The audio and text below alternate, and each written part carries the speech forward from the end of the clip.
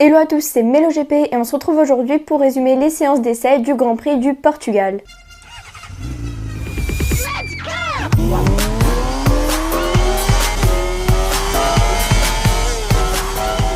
C'était une séance extrêmement calme avec Marc Marquez qui a effectué le meilleur chrono, suivi de Maverick Viñales et Brad Binder.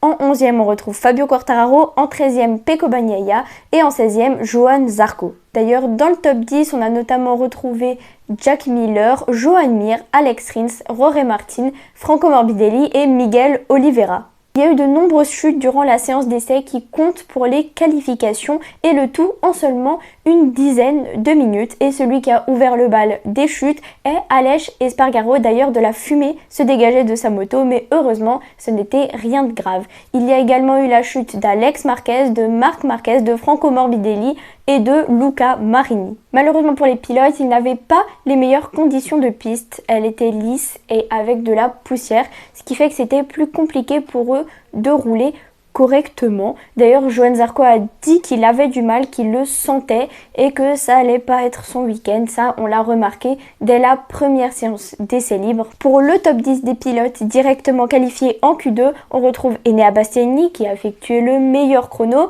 ainsi que les deux Yamaha. Et oui, c'est la grosse surprise du week-end. Alex Rins et Fabio Quartararo sont directement qualifiés en Q2, on retrouve également Marco Bezzecchi, Maverick Viñales, Pecco Bagnaia, Jorge Martin, les deux KTM officiels et Marc Marquez.